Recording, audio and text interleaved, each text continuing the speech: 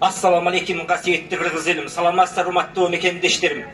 Эми бүгүнкү ушул Садыр Нуркожоевич агабызды Жапаровду колдоп келгениңиздер үчүн чоң рахмат айтам. Мен бул киши менен 2011-жылдан бери иштешип ал кишини колдоп жүрдүм. Оба мен 2010 революцияга катыштым, бирок ал бийликке алданып калдым жаш жигит катары. Көрсө элди тоногону, элди талаганы, мамлекетти жок кылган келген адамдар келиптир ал убакта. Анан кийин 5-акырылыштын депутаты Садыр Жапаров Кумтөр маселесин алып чыкканда аны колдоп чыктык. Анткени биздин көчөдө укугубуз жок болчу. То есть парламентте элдин өкүлү болуп шайланып келгенден кийин ал көтөрүп чыкты. Ошондуктан бул Садыр Жапаровга эле керек эмес, баарыбызга керек деп биз да колдоп чыктык. Кийин 2013 мен да камалып куугундук жердим, ИПГ деп жалган жалаам менен Садыр Жапаров менен. Эми мындай азыркы талабыбыз, ошондо мен эмне айткандым, 9 жыл болуптур. Мына азыр күндөн күнгө эл көбөйүп келатат. Урматтуу мекендештер, урматтуу бийлик өкүлдөрү, бир нерсени билип алыңыздар. Эртең эч ким кепил эмес, арты жакшылык алып барбайт. Ошондуктан токтоосуз түрдө Садыр Нуркожоевич Жапаров мырзаны чыгарыңыздар. Ал эл үчүн жыркаган Кумтөрдү сатылбасын, Каркыра сатылбасын деп 4-акырылышта акчап келди. 5-акырылышта Кумтөр, Мегаком, штам берди, Талдыбулак, Талдысу. Мына 5-акырылышта коллективи Каныбек Осмоналиев агай отурат. Мына ушул кишилер болуп чогуу көтөргөн. Биз эмне үчүн коркушубуз керек? Эмне үчүн?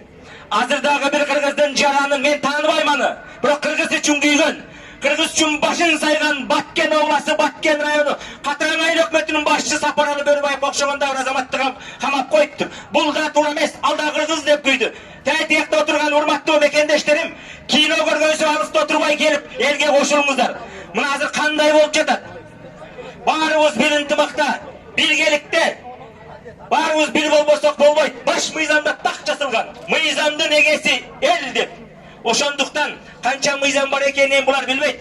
Урматтуу мекендештер, бүгүнкү биздин талабыбыз, мына мен дагы ушул колдоочу болуп, ушул адамдарды колдоочу болуп келип талаптарына кошулуп, биринчи талабыбыз Садыр Жапаров чыксын деген талабыбыз. Ал мыйзамсыз жатканы мен жакшы билем, себеп мен дагы кекем башолма убакта суралганмын.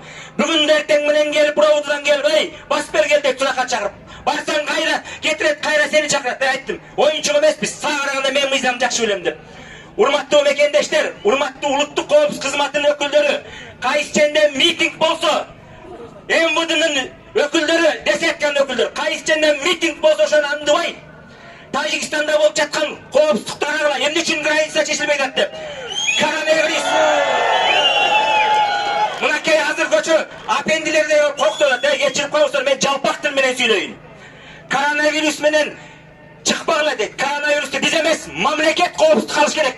Ошол чыккан өнүккөн мамлекеттерден келип жаткан адамдарды киргизбеш керек. Чегараны жабыш керек. Өлбөчүрөй болуп. Булар акча үчүн, дүйнө үчүн жашап келген. Өнүккөн мамлекеттерди аралабайт, эртең Кудай бетин аралсын. Биз эле кырылып калбайбыз, бүт баары кылат. Ошондуктан бийлик өкүлдөрү эртең эч ким кепил боло албайт. Садыр Жапаров Пашаненде болуп кетет. Ушун үчүн ойлоңуңла. Мына күндөн күнгө эл көбөйүп баратат. Жыргагандан эч ким митингге чыкпайт. Өнүккөн мамлекеттерде бийликке митинг менен үнүн жеткизет. Себеп биз шайладык эл өкүлдөрүн. Президентти биз шайладык.